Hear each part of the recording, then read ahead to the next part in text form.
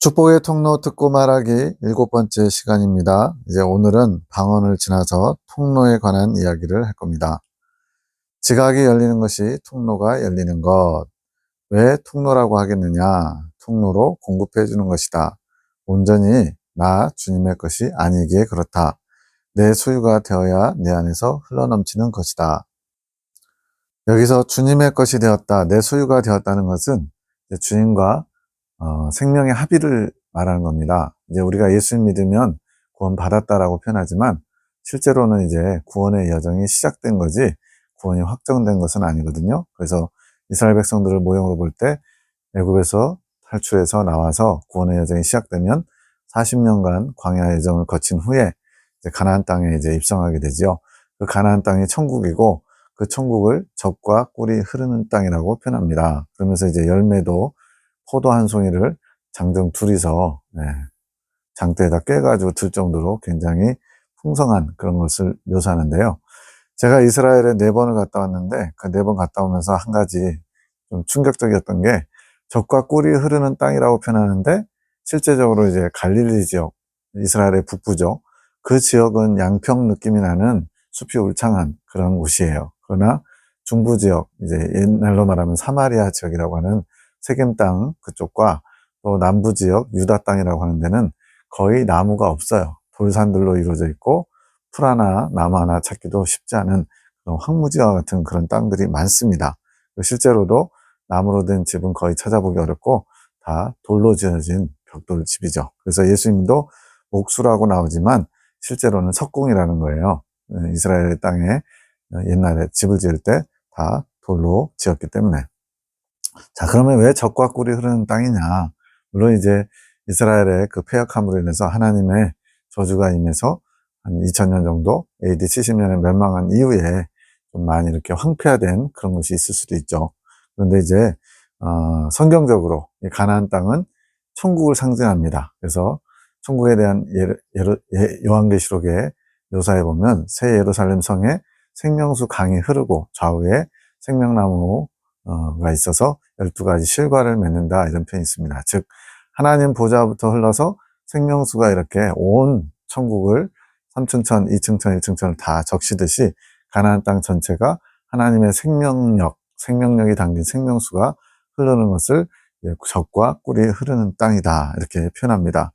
그래서 여기서 지금 내 소유가 되어야 내 안에서 흘러넘치는 것이다, 이 표현은 이렇게 가나안 땅을 정복한 이유, 즉 이긴 자 익은 열매가 된 이후에 하나님의 생명력이 그 안에서부터 솟아나는 것이지 그 전까지는 하나님 보좌로부터 공급을 받아야 된다는 거예요. 예수님께서 말씀하십니다. 누구든지 나를 믿으면 그 배에서 생수의 강이 넘쳐나리라. 이거는 이제 우리가 어떤 말로 표현할 수 없는 큰 기쁨을 누릴 때 이렇게 되는 줄로 대부분 다 그렇게 알고 있어요. 그런데 이것은 실제적으로 경험적인 거라는 거예요. 그래서 익은 열매가 되면 그 안에서 생명수의 강이 흘러넘치는 것을 허드슨 테일러, 내륙선교요, 중국 내륙선교의 아버지는 내 안에 이 양자강보다 더 큰 강물이 흐르고 있다, 이런 표현을 쓰기도 했습니다. 이것처럼 주님의 온전한 소유, 즉 이긴 자 익은 열매가 된 이후에는 주님의 것이 내 안에 마치 지부가 만들어진 것처럼 천국의 본부가 있죠. 영계의 천국. 거기서부터 지부가 이렇게 각각 작은 예수로 이렇게 지부가 만들어진 것처럼 그곳으로 생명수가 공급되고 그 안에서 이제 흘러 넘쳐서 다른 사람들에게 공급된다는 것을 이렇게 보여주는 거예요. 근데 그 전까지는 지부처럼 이렇게 이제 시골에 가면 이제 저수지도 이제 소류지라고 그래가지고 작은 저수지들이 있어요. 마을마다. 그래가지고 거기서 이제 가뭄이나 그러면 공급을 합니다. 근데 그런 작은 저수지 같은 역할을 우리가 해야 된다는 거예요. 그래서 이 생명수의 능력이 필요한 자들에게 공급해주는 축복의 통로로 쓰시겠다는 것이 주님의 계획이고 뜻이죠. 이것을 또 다른 표현으로는 중재자의 삶을 산다라고 합니다. 그리고 이 영상의 타이틀인 축복의 통로, 그것이 이렇게 이루어지는 거예요. 내 백성은 나를 알지 못하는 우둔한 자요, 지각이 없는 미련한 자식이라. 악을 행하기에는 지각이 있으나 선을 행하기에는 무지하도다. 악을 행하는 데는 지각이 있는 자처럼 아주 빨리빨리 알아채고 빨리빨리 그것을 선택한대요. 근데 선을 행하는 데는 무지한 자, 지각이 깨어있지 못한 자. 예레미야 4장 22절. 여호와를 경외함이 고치의 근본이라 그 계명을 지키는 자는 다 좋은 지각이 있나니 여호와를 찬송함이 영원히 있으리로다. 예수님의 계명 또 여호와의 계명을 지키는 자 다 좋은 지각이 있기 때문에 그것을 지킬 수 있다는 거죠. 여호와께서 하늘에서 인생을 굽어 살피사 지각이 있어 하나님을 찾는 자가 있는가 보려 하신즉 시편 14편 2절.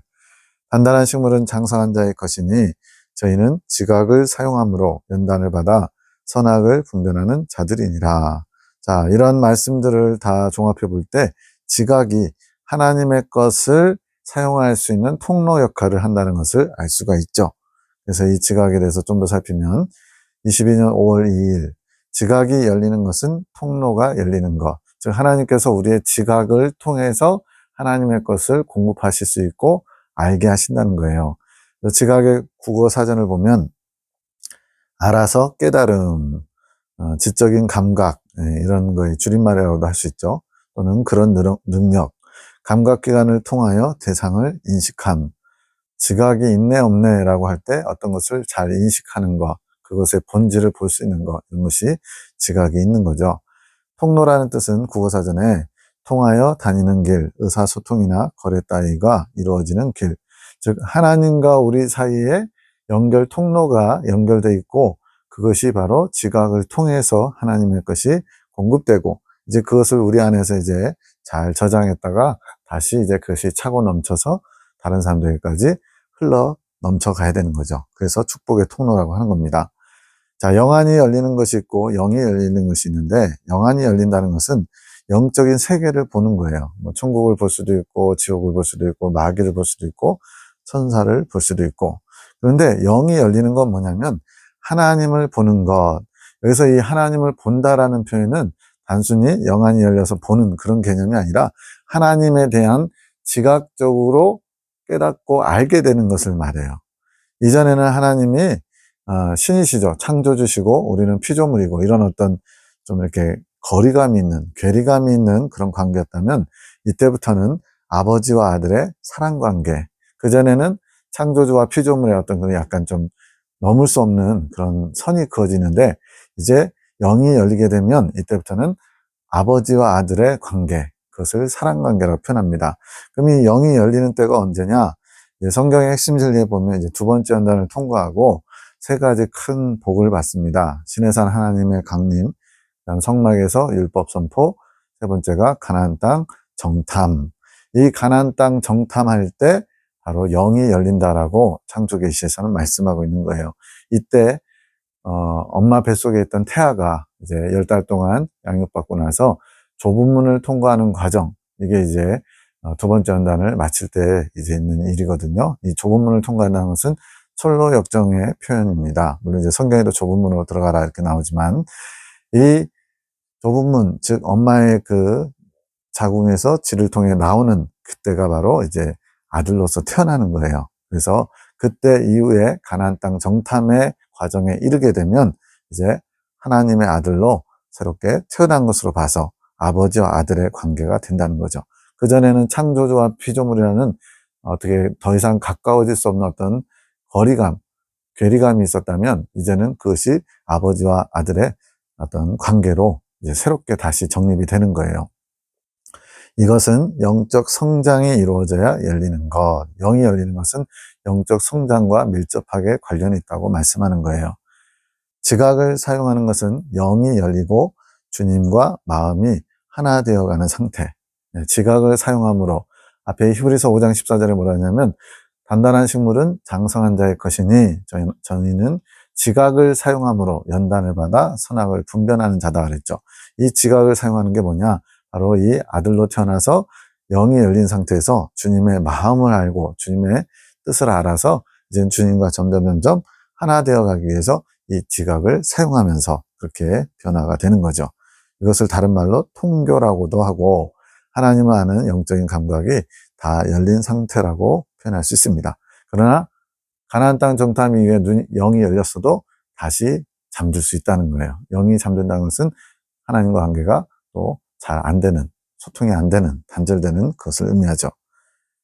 21년 5월 13일 영이 열린 것은 영적 성장의 기준을 따라 눈이 열리는 것. 네. 영안이 열린 것과 여기서 눈이 열리는 것이 다른 거예요. 착각하면 안 되고, 영안이 열리는 것은 은사적인 측면에서 영의 세계를 보는 거예요. 출애굽하면서도 영안이 열려서 영계의 일을 볼 수 있습니다. 근데 여기서 눈이 열리는 것은 하나님을 제대로 이제 직관이라고 할까요? 하나님을 볼 수 있는 눈, 하나님의 마음을 알고 뜻을 알 수 있는 그런 영적인 감각이 탁월하게 열리는 것을 의미해요. 영안이 열리는 것은 은사적인 것으로 영적 세계를 보는 것이고, 이 22년에 이제 아들, 꼬맹이가 있는데, 사무엘이, 이때가 이제 옛날 그 나이로 8살 이 정도예요. 그 꼬맹이가 이제 그 영안이 열려서 천사들도 보고, 마귀도 보고, 여러 가지 영적인 작용들을 볼 수 있어요. 근데 그것은 성장해서 보는 게 아니라 은사로 하나님이 허락하신다는 거죠. 21년 5월 12일 영이 열린 것은 주님을 바라보는 눈이 열린 것. 이제 좀 제대로 주님을 의식할 수 있는, 지각할 수 있는 조금 성장한 사람의 모습을 이때부터 볼 수 있는 거죠. 아기가 태어나서 눈이 제일 먼저 열리는 원리. 물론 이제 뱃속에 있을 때는 귀로 듣는다고 그러잖아요. 그래서 태아에 그것을 귀에 이렇게 대고서 우리가 들어보면 아이의 심장 박동 소리를 듣는 것처럼 아이도 엄마 뱃속에서 밖에서 일어나는 소리들, 그래서 아빠의 소리 나는 것을 듣는다, 이런 얘기를 하는데, 이런 귀로 들리는 것 말고 눈으로 보는 것은 이제 아이가 태어나서 며칠이 지나면 이제 눈을 뜨게 되죠. 그런 것처럼 눈이 열리게 되면서 아버지 하나님을 좀 인식하게 되는, 제대로 자각하게 되는 그런 상태가 되는 거죠. 이러한 육체의 성장이 바로 영혼의 모형이 되기도 합니다. 두 번째 연단을 지나면서 영적인 아기로 태어나는 것. 물론 핵심 진리에서는 출애굽하면서 아이 단계, 두 번째 연단 통과하면서 청년 단계, 세 번째 연단 통과하고 아비의 단계로 들어간다. 요한일서의 그런 성장 과정으로 설명하지만, 창조 계시에서는 그것과는 아주 중요하게 밀접하게 연관되어 있지만 조금 관점이 다르게, 첫 번째부터 두 번째 연단 과정까지는 엄마의 뱃속에서 태아가 성장하는 모습으로, 두 번째 연단 통과하면서 가나안 땅 정탐 이후에는 영이 열려서, 눈이 열려서 이제 믿음의 아들로 태어나 성장하는 과정으로 이렇게 표현되고 있습니다. 이게 서로 다른 거나 충돌하는 것이 아니고 표현하는 방식이나 관점이 좀 다른 거예요. 주님이 영계이시기 때문에 이 표현도 이제 주님이 그렇게 표현하셨는데, 주님이 영계라는 표현은 뭐예요? 온 우주 만물이 다 주님 안에 있다는, 주님을 나타내고 주님을 보여주는 것이라는 의미 같아요. 그래서 이런 물질계, 우리 눈에 보이는 이런 지구라는 환경에 물질계뿐만 아니라 물질계를 포함한 모든 영계가 다 주님 안에 있는 것. 그러다 보니까 우리는 물질계에 보이는 것들만 인식하죠. 근데 이제 보이지 않는 너머에 더 큰 세상이 있는 거예요. 그걸 영계라고 표현한 것이고, 주님은 영계 그 자체이시기 때문에 주님과의 통교는 영계의 일들을 알게 되는 것. 기도할수록 점점 더 확장되어감. 결국 주님을 아는 것이 확장되어 가는 것. 이것이 영이 성장하는 것이고 영계에 대해서 알게 되는 것이라는 거죠. 영계는 영적인 세계인데 이 땅의 육적 세계, 물질계와 구별되는 표현입니다. 영적으로 자라는 만큼 영적 세계를 알아가게 된다는 거예요. 어떤 영안이 열려가지고 보는 영적인 세계를 보는, 이거는 뭐라 하면 이제 우리가 하나님을 안다라고 그럴 때 그냥 지식적으로 아는 게 있고요. 또 경험적으로 아는 게 있죠. 더 깊이 아는 것은 경험적으로 하나님을 체험하면서 하나님을 안다라고 표현하는 것처럼 이렇게 영적으로 자라는 만큼 영적인 세계를 안다라고 표현할 수 있는 거예요. 하지만 언제든지 성장이 멈추고 눈이 닫힐 수 있고, 눈이 닫힌다는 것은 잠자는 것이고 죽었다고 표현하는 거. 그래서 우리가 영적으로 잠들었다, 영적으로 죽었다라고 해서 완전히 지옥 간다 그런 개념은 아니고요. 마치 성경이 뭐뭐 하고 자니라 이렇게 표현되잖아요. 그것처럼 죽음을 잠과 연결시키는 것처럼 영적으로 죽은 것과 잠든 것은 같은 의미로 쓰인다고 보시면 돼요. 그래서 계속 끊임없이 주님을 향해 예수 그리스도의 분량에까지 자라가야 되는데, 가다가 영이 닫혀버리면, 또 잠들어 버리면 이렇게 눈이 닫히고 죽은 영처럼 될 수 있다는 거죠. 하나님과 관계가 끊어지는 거예요. 잠시지만. 자, 송원장님 경우는 은사가 아니라 영적으로 성장함에 따라 자연스럽게 알게 된 거. 그러니까 이제 사무엘 아들은 영안이 열린 것이 은사로 주어진 것이지만 송 원장님은 영이 열려서 이제 성장함으로써 더 하나님의 깊은 것까지, 마음까지 알게 되었다. 이렇게 표현한 겁니다. 물론 사명에 따라 열리는 통로는 조금씩 다른 것. 이건 뭐냐면 다 동일하게 이런 경험을 하는 건 아니라는 거예요. 어떤 분은 본인이 영이 열려도 잘 인식하지 못하고 잘 보지도 못하고 이렇게 지나갈 수도 있죠. 이 성장 과정을. 이 땅에 여러 나라가 있고 자기 나라 문화 속에 살아가듯 실제로 보면 이제 요즘 유튜브 여행가들이 많아서 유럽, 아프리카, 동남아, 미국, 다 중동 돌아다녀 보면 얼마나 문화 차이가 큰지 몰라요. 네. 글로벌 시대라서 이제는 전에는 접하지 못했던 것들 접하다 보니까 아, 사람들이 저런 방식으로도 살아가는구나. 저렇게 문화를 형성하고 살고 있구나. 이걸 좀 알 수 있죠. 그런 것처럼 천국도 마찬가지로 각자에게 주어진 사명의 통로가 열리는 것이 다 다르다는 거예요. 다, 그래서 바울도 뭐라 하냐면 다 방언하는 자겠느냐? 다 가르치는 자겠느냐? 이러면서 얘기하죠. 그래서 각자에게 주시는 은사나 또 영적으로 성장시키시는 사명이 다르기 때문에 이 땅의 나라의 문화가 여러 가지로 다양한 것처럼 천국에 가기 위해서 쓰임받는 사명 감당하는 모든 일들이 다 그렇게 다를 수 있다는 거죠. 그 중에서도 송 원장님은 특별한 사명을 받았기에 다양하고 많은 것들이 열리는 것이다. 여기서 특별한 사명이라는 것은 마지막 때에 축복의 통로, 중재자의 사명을 받아서 이제 잠들어 있는 영혼들, 그러니까 대상이 믿지 않는 사람들을 전도하는 그런 사명이 아닌 거예요. 예수님 믿는다고 하지만 바른 길을 찾지 못하고 주님의 마음을 알지 못하고 엉뚱한 데서 방향을 헤매고 있는 정말로 그런 사람들이 많거든요. 또 잘못된 것을 옳다라고 착각하고 자기 생각과 자기 주장을 하나님의 뜻이라고 생각하고서 그것을 계속 지향하는 사람들도 많고요. 이런 사람들에게 주님의 뜻이 무엇인지, 방향이 무엇인지, 주께서 어떻게 이끌어 가시는지를 알게 하시고자 하나님이 세우셨기 때문에 하나님의 하시는 일들, 영계에서 일어나는 일들을 다양하게 알 수 있도록 그렇게 열어주셨다는 거죠. 그 은혜를 다른 이들에게 흐르게 하는 사역도 하는 것, 이게 축복의 통로의 사명이죠. 큰 일을 해야 하는 만큼 교만하지 않도록 안전장치를 해놓은 것이다. 처음에 시작할 때는 이제 이 송 원장님에게 많은 것들이 주어졌어요. 치유, 뭐 축사, 또 환상, 계시, 꿈, 뭐 여러 가지 많은 걸 줬는데 그걸 이제 다른 분들과 이렇게 공유하는 것처럼 나눠 갖는 것처럼 그렇다고 해서 다 없어진 건 아니에요. 근데 이제 주된 어떤 그것은 하나님의 어떤 마음과 뜻을 방향성을 잡는 큰 틀 안에서 주님의 이끄심을 잘 따라가는 길잡이 역할이고 그 외에 함께 협력해서 일할 분들을 붙여주셔서 그분들에게 그런 은사나 또 하나님의 어떤 것을 나눠서 이렇게 같이 안전장치로 서로 보완하면서 또 견제도 하면서 그렇게 같이 갈 수 있도록 안전장치를 해놨다는 거예요. 주님의 강하신 뜻을 이루어가야 하기 때문이다. 그래서 이제 가장 중요한 안전장치는 뭐냐면 다른 분들은 은사처럼 프리패스권이라고 표현해요. 그래서 이렇게 은사를 가졌기 때문에 때로는 하나님께서 원치 않으시는데도 강하게 그것을 원하면 주실 수밖에 없다는 거예요. 하나님의 어떤 그 질서에 따라서.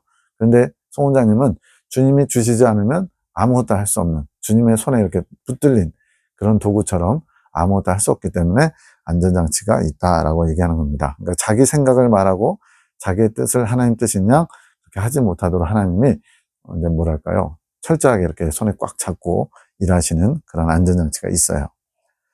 교회의 교단에 흘러갈 은혜를 샘솟게 하는 것이다. 제2의 성령의 바람이 불기에다.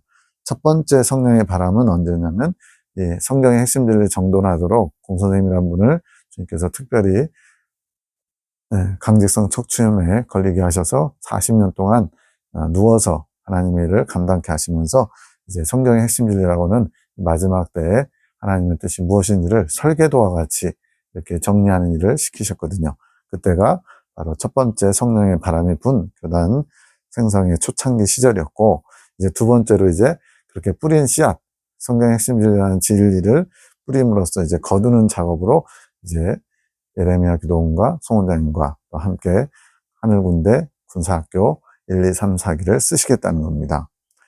그 안에도 나를 사랑하는 자들이 많았다. 교단 안에 이제 처음 시작할 때 주님을 사랑하기 때문에 여러 가지 세상적인 욕망, 세상에서 성공하고 싶은 욕망, 목사가 돼서 교회를 한번 크게 해보고 싶은 욕망, 이런 것들을 다 포기하고 주님을 위해서 포기한 분들이 많이 따랐었죠, 초창기에.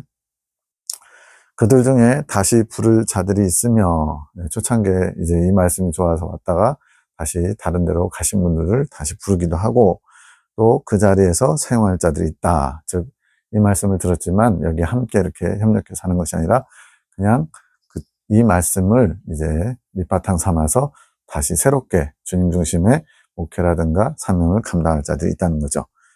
나는 이곳에서 나의 일들을 할 것이다. 하늘 군대를 통해서 할 것이다. 하나님께서 약간 선포 비슷하게 이런 계획이 있다라고 알리시는 거예요. 이들은 나의 사랑을 입은 자들이고 나를 사랑하는 자들이다. 나를 보필하여 나의 일들을 잘 해낼 자들이다. 그래서 초점은 주님을 사랑하기 때문에 주님의 일을 한다는 것. 또 하나, 주님께서 이 모든 것을 계획하시고 이끌어 가신다는 것. 주체가 주님이에요. 나는 객체일 뿐이고 나는 도구일 뿐이라는 것. 이걸 잊으면 안 됩니다. 그 이유는 나에게 온전히 순종할 자들이기에 그렇다. 7시 12분 눈이 열리는 것이 가나안 땅 정탐. 이걸 처음부터 알게 된 게 아니라 주님이 시간이 되면서 때때 이제 하나하나 묵상하면서 이게 그걸 의미하는 거였구나 라고 알게 하시는 거죠. 20년 12월 30일 두 번째 연단을 지나면 아들로 태어나게 하시는 것이라 하심. 이미 말씀드렸어요. 영적 성장 과정 중에 첫 번째 연단과 두 번째 연단까지를 이제 엄마의 뱃속에서, 태속에서 자라는 과정으로, 그리고 좁은 문 통과하는 과정을 엄마의 뱃속에서 태어나는 과정으로. 그러면 주님 첫 번째 연단은 뭔가요? 이제 이미 첫 번째 연단을 들어가면 이미 태어난 것이라고 생각하는 고정관념이 있었거든요. 출애굽하면서 나의 태 안에 아기가 엄마 자궁 안에 잉태된 것 같은 원리로 나의 태 안에 있는 것. 그러니까 어떻게 보면 이제 예수님 믿었다고 다 끝난 줄로 구원이 확정되고 완성된 걸로 착각하는 분들이 대부분이거든요. 근데 실제적으로는 예수님 믿은 게 아직 태어나지도 않은 태아 속에, 엄마의 태 속에 이렇게 자라고 있는 태아와 같은 상태라는 거죠. 그러면서 아들로 태어나 기업을 유업으로 받게 된다. 그래서 이 기업을 유업으로 받는다는 것은 천국 유업인데 이것도 다 성장하는 것을 약속을 받는 거예요. 영접하는 자 곧 그 이름을 믿는 자들에게는 하나님의 자녀가 되는 권세를 주셨으니, 즉 예수님을 영접하면 하나님의 자녀가 되는 권세를 주셨다. 하나님의 자녀가 되었다가 아니라 자녀가 되는 자격을 부여받는 것이고, 이 두 번째 나는 마쳐야 하나님의 자녀로서 태어난 것이고, 하나님의 자녀로 태어나서 이제 기업을 유업으로 받을 수 있는 준비, 그것이 또 하나의 성장 과정이고 사명을 감당하는 것인데 아직 갈 길이 먼 거예요. 그런데 이렇게 기업을 유업으로 주실 그 복을 거부하는 일도 있대요. 그 복을 거부하게 되면 기업으로 유업을 받는 통로를 거부하는 것이 되고, 이게 바로 사생아가 된다. 사생아가 뭐예요? 한쪽 부모가 없이 태어난 아이를 사생아라고 하든지 그러잖아요. 근데 이 사생아는 바로 더 이상 성장할 수 없는 멈춰버리는 거예요. 신명기에 이제 그리심산과 에발산의 축복과 저주의 선포가 있는데, 기업을 유업으로 받는 그것을 축복하는 것이고, 반대로 이 저주는 사생아가 바로 거기 저주에 해당한다는 거예요. 그거 뭐냐면 더 이상 주님께서 주실 기업을 제 유업으로 받지 않겠습니다. 스스로 거부한 것 때문에 더 이상 성장할 수 없다는 겁니다. 그래서 이 사생아가 된다고 해서 지옥 간다거나 그런 건 결코 아닙니다. 성장이 멈춘다는 개념이에요. 하나님은 유업을 받는 데까지 더 성장할 수 있도록. 더 쉽게 말하면 이제 대기업에 이제 예를 들어 우리 삼성그룹의 이재용 회장 같은 경우는 이제 혼자 독자였기 때문에 이제 누나 동생이 있어도 이제 경쟁 없이 됐단 말이죠. 근데 그런 삼성그룹의 오너로서 하나님이 이제 그 아버지가 세우려고 하는데 그것을 거부해버린 거야. 나 너무 부담스럽다고 그냥 나 여기 조그만 회사 하나만 떼달라고, 더 이상 그룹을 운영하거나 머리 쓰기 싫다고 이런 식으로 거부하는 것과 마찬가지죠. 즉 지옥 간다거나 망하는 것은 아니지만 더 높이 성장할 수 있는 기회를 스스로 차버리는 게 바로 저주받은 자처럼 되는 거죠. 이러면서 이제 송 원장님이 아는 분 중에 사생아에 해당하는 분도 알게 하셨다. 듣기로는 어떤 집사님이 두 번째 연단을 통과하면서 굉장히 극심하게 어려움을 겪으면서 이분이 이제 더 이상 이제 이렇게 어려움 주지 말라고, 저는 그냥 이 수준에 만족한다고, 더 이상 원치 않는다고 그렇게 하나님 앞에 뭐 말로만 표현한다고 해서 그렇게 되는 건 아닌 것 같고, 뭔가를 하셨나 봐요. 그래서 하나님이 그는 이제 더 이상 성장할 수 없다라면서 알려주신 게 있대요. 이거는 참 안타까운 거죠. 왜냐하면 앞으로 어떤 고난이, 어려움이 있을 것을 알고 미리 겁을 먹고 그것을 거부하고 포기하고 더 이상 나아가지 않는 것. 근데 그것을 분명히 허락하시면 하나님이 그것을 또 감당할 수 있는 은혜도 주시거든요. 그러니까 우리는 시험이 없기를 기도할 것이 아니라 그 시험을 감당할 수 있는 은혜와 용기와 능력을 달라고 기도해야죠. 그 시험을 피하게 해달라고. 물론 피해가기도 하셔요. 근데 그것은 막판에 더 이상 피할 길이 없을 때 하나님이 피하게 하시는 거지, 하나님은 그것을 감당할 수 있는 은혜도 같이 공급하십니다. 그러면서 이제 땡땡이네는 아직 독사의 자식이라고 하심, 우리는 독사의 자식에서 하나님의 자녀가 되는 권세를 받게 된 거. 이제 바리새인들한테도 예수님 독사의 자식들아 그랬지만, 이분들이 뭐 누군지는 모르지만 교회에 다니는 분들 같아요. 그런데 아직 하나님의 자녀로서 온전히 태어나지 못했기 때문에 독사의 자식이라고, 아직 마귀의 어떤 종노릇하는 그런 모습이 있다는 거죠. 출애굽하면 주님의 태 속에 잉태되는 것이고, 자라서 좁은 문, 아기가 엄마의 질을 통과하면서 출산되는 것과 같은 원리로 좁은 문을 거쳐 태어나 기업을 위협으로 받게 하시는 것. 육체의 그 아이의 탄생, 이걸 생각하면 좀 더 쉽게 이해할 수 있죠. 핵심 진리의 영적 성장 도표에서 광야 40년 여정, 이제 애굽에서 나와서 가나안 땅에 들어가는 요단강 건너기까지 40년이 걸리거든요. 네. 그 중에 출애굽해서 두 번째 연단, 그래서 두 번째 연단은 이제 아말렉 군대와 싸우고 나서 시내산에 도착하는 때입니다. 그래서 이제 두 번째 연단 끝나는 시점까지는 사실은 2달 정도밖에 안 걸려요. 네. 왜냐하면 제 3월에, 1월에 이제 출애굽하거든요. 1월 14일 이제 새롭게, 종교력이라고 그러는데 새롭게 날짜가 바뀌어서 1월 14일에 출발해서 3월에 도착했다 이렇게 나와요. 근데 이 아말렉과 싸우고 시내산에 도착하는 것까지를 두 번째 연단이라고 표현하지만, 그래서 이제 두 번째 연단까지 2년이 걸린다는 표현은 뭐냐면 약 시내산에 한 11개월 정도를 머물러요. 그래서 거기서 성막을 만들고 또 하나님께 십계명을 받고 율법을 정리하죠. 그러고 나서 이제 다시 출발할 때 이제 1월 14일, 1년이 지난 1월 14일에 성막을 이제 만들었으니까 성막에서 제사를 드리고, 그 다음에 이제 가나안 땅 정탐을 40일 동안 먼저 하고서 이제 출발하게 됩니다. 그게 대략적으로 약 2년 정도 된다라고 보는 거죠. 그래서 두 번째 연단까지 2년이 걸리고, 이 시간은 태안에서 태아가 성장하는 시간. 그런데 인생으로 따지면은 10달이라는 시간은 짧은 시간이잖아요. 그래서 40년 중에 2년 정도를 이렇게 태아의 성장에 비유할 수 있고, 그 이후 38년 정도의 성장하는 시간은 육체가 성장해서 노년에 이르기까지, 죽음에 이르기까지 자라는 기간이 긴 것처럼 그렇게 보면 된다는 거죠.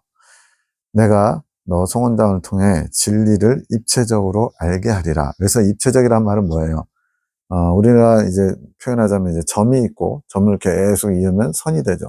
선이 또 이렇게 약간 좀 공간 개념은 아니지만 면이 되는 거예요. 2차원이죠. 그리고는 이제 공간 개념이 들어가면 3차원이 되는 겁니다. 그것처럼 진리를 입체적으로 안다는 것, 공간적으로 안다는 것은 이제 핵심 진리, 또 성경, 또 여기서 창조 계시, 이런 다양한 방법을 가지고 서로 이렇게 조화를 이루며 보완을 하는 그런 식으로 하나님이 진리를 풍성하게 알려주신다는 의미예요.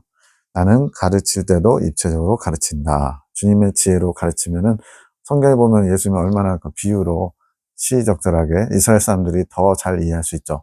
먹을 때 이런 식사 예절이라든가, 뭐 이렇게 추수하는 원리라든가, 양을 돌보는 원리라든가, 우리하고는 조금 거리가 있지만, 그러나 그들은 일상생활의 것을 가지고 주님이 쉽게 설명했기 때문에 더 잘 이해할 수 있고 원리를 알 수 있었던 거죠.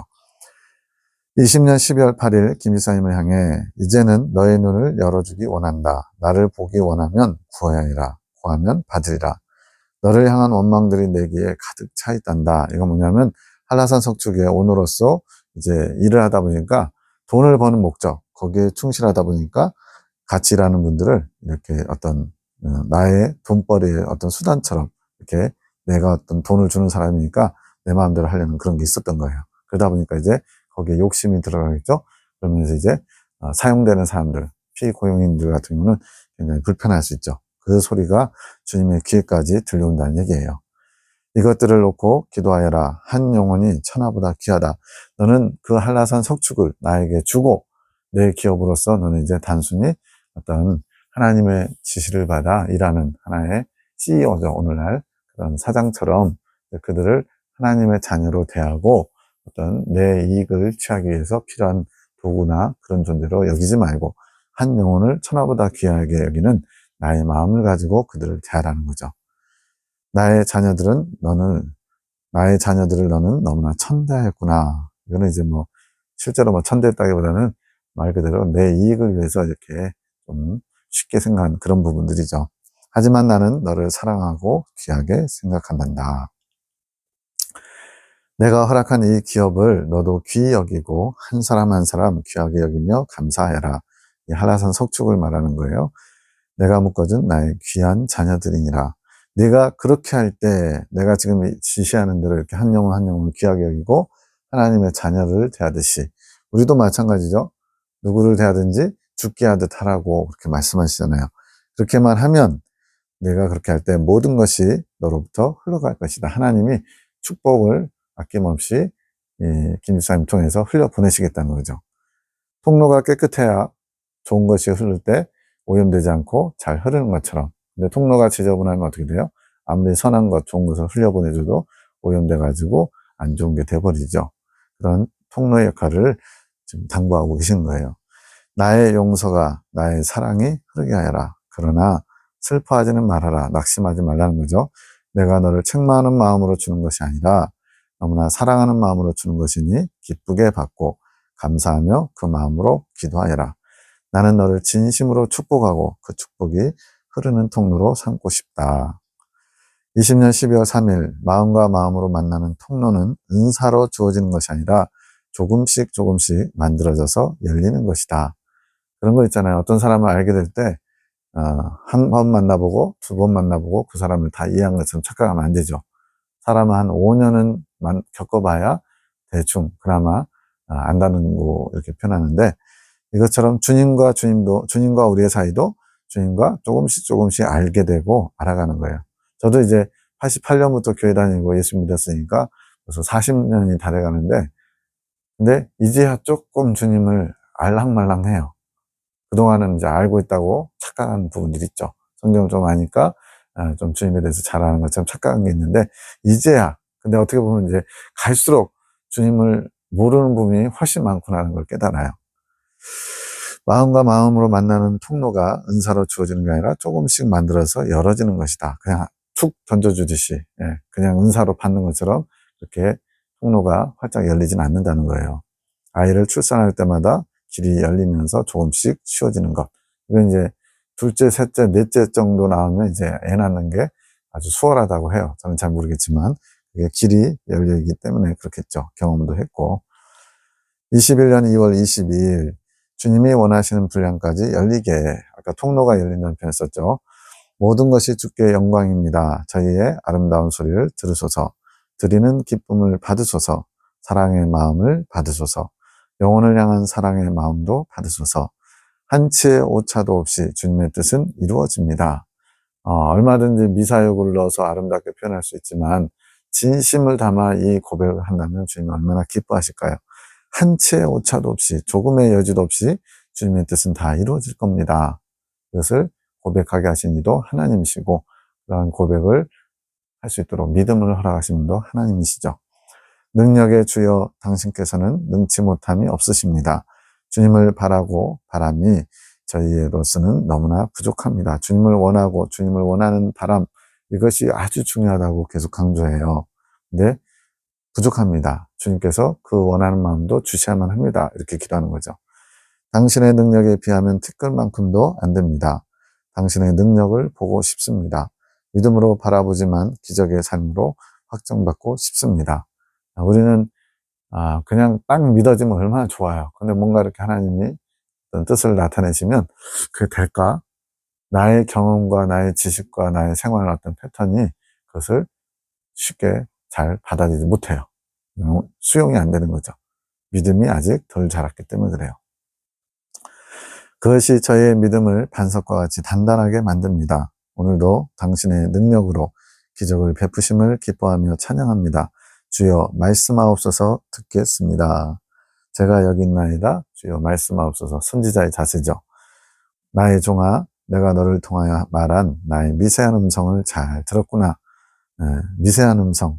주님의 음성이 이렇게 뭐 우리가 대화하듯이 따박따박 들리면 얼마나 좋아요. 근데 그렇지 않다는 거예요. 정말로 마음의 생각과 이런 것들을 다 고요하게 만들고 주님께서 내게 지금 뭐라고 하시는지 아주 초집중을 해야 들릴까 말까 하는 그런 음성이에요. 잘 알았도다. 내가 너의 오감 또한 열어놓았단다. 영적인 오감이죠. 내가 오감을 통하여 영적인 것들을 느낄 수 있게 될 것이니라. 이제는 내가 내 일들을 급속히 이루어갈 것이라. 네가 준비됐으니까 나도 더 속도를 내겠다. 이런 거죠. 그것이 내가 한 생각이겠느냐? 나에게서 나간 생각이니라. 그렇습니다. 우리가 모든 것이 다 내가 시작하고 나가 출발점 되면은 망하는 거예요. 모든 게 다 주님으로부터 오고 주님으로부터 받아야 되죠. 나에게 더 충성하여라. 우리 한 마음으로 가졌구나. 21년 5월 4일 낮 1시 25분 송 원장님에게 또 말씀하십니다. 송 원장아, 네가 말씀 받을 준비를 해야 하는 것이란다. 네가 준비되었을 때 내가 항상 말하지 않더냐? 말씀을 받을 준비. 이거는 내가 해야 되는 부분이죠. 그러면 주님이 말씀하시겠대요. 필요한 모든 것은 네가 받아가는 것이란다. 왜냐하면 항상 열려있기 때문이다.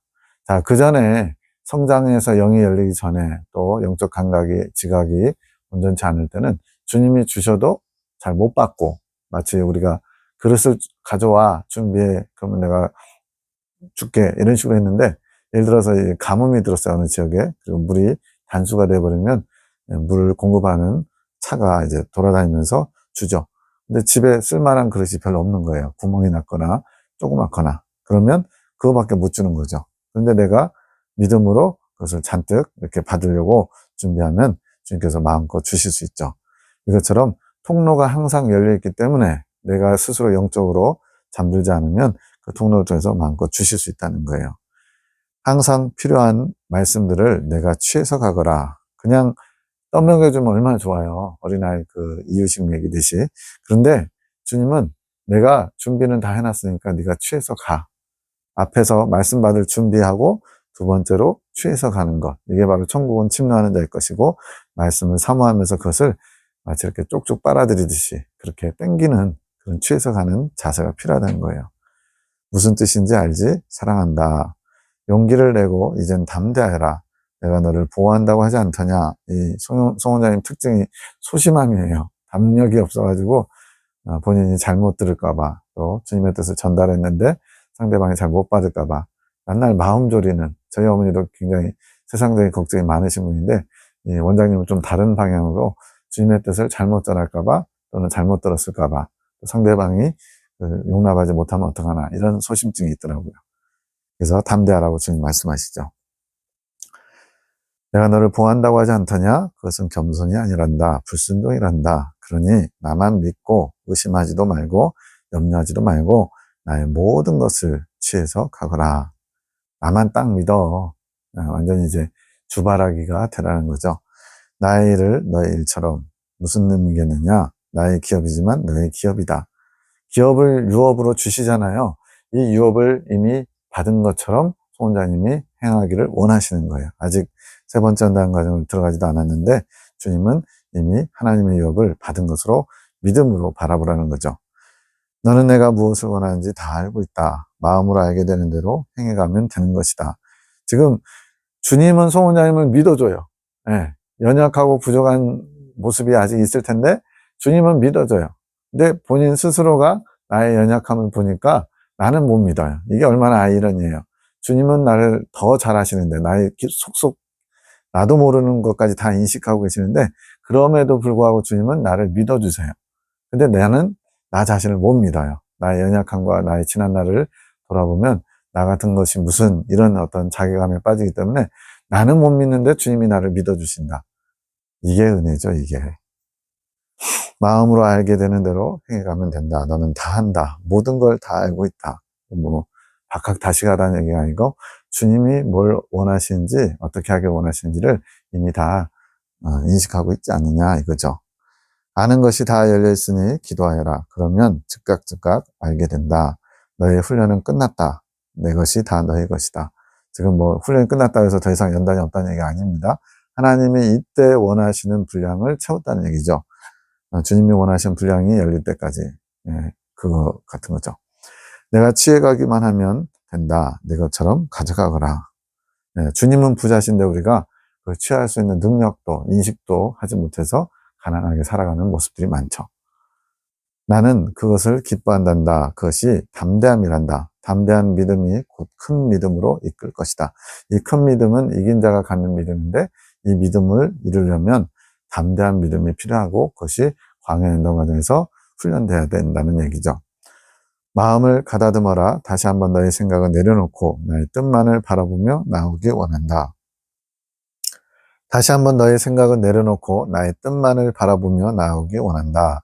사람의 위로도 바라지 마라. 내가 너의 모든 것이 되어줄 것이다. 이 부분 참 감동적이죠. 사람의 위로, 사람의 평가, 사람의 어떤 인정 그런 것들을 기대하지 마. 그냥 내가 너의 모든 것이 되어줄게. 그래서 이제 높이 성장하신 분들의 공통된 고백이 뭐냐면 예수님을 가진 자가 모든 것을 가진 자다. 예수님이 나의 전부다. 이런 표현을 해요. 나의 일을 기쁨으로 하기 원한다. 그랬을 때 너에게도 큰 기쁨이 될 것이다. 어렵지 않다. 이미 알고 있지 않느냐? 다 잘 될 것이다. 내가 하는 일들은 다 선한 것이다. 예, 그렇습니다. 우리도 이 고백을 날마다 해야 돼요. 이해가 안 돼도 좀 수용하기 어려워도 주님이 하시는 모든 일은 다 선하십니다. 나를 향하신 주님의 계획은 다 아름답습니다. 그러다 보면 그 고백이 이제 믿음으로 실제를 이루게 되죠. 그러니 나를 신뢰하고 너의 믿음을 나에게 보여라. 그것이 나를 기쁘게 하는 것이란다. 다 내 것이라 믿음으로 취하여 아낌없이 나눠주리라. 이제 내가 익숙하게 될 것이고 기쁨으로 나눠주게 될 것이다. 많은 이들을 배부르게 할 것이다. 나의 많은 일들을 하게 될 것이니 위축되지 말아라. 그것은 사단에게 틈을 주는 것이다. 이제 하나님이 이렇게 아주 큰 장래의 일들을 선포하고 계셔요. 근데 이러한 일들을 할 때 위축될 수밖에 없는 상황들이 온다는 거예요. 너 잘못됐다, 미혹받았다, 너만 하나님 만나냐, 이러면서. 근데 그렇게 위축된 소심한 마음을 마귀가 틈으로 타고 들어온다는 거예요. 그러면 어떻게 돼요? 저는 아무것도 할 수 없고, 저는 부족한 자이지만 주님만 바라봅니다. 주님께서 모든 것을 정리하실 줄 믿습니다. 이렇게 담대하게 선포하는 거죠. 내가 원하는 위로들을 나에게 구해보아라. 내가 응해 주리라. 큰 위로를 주리라.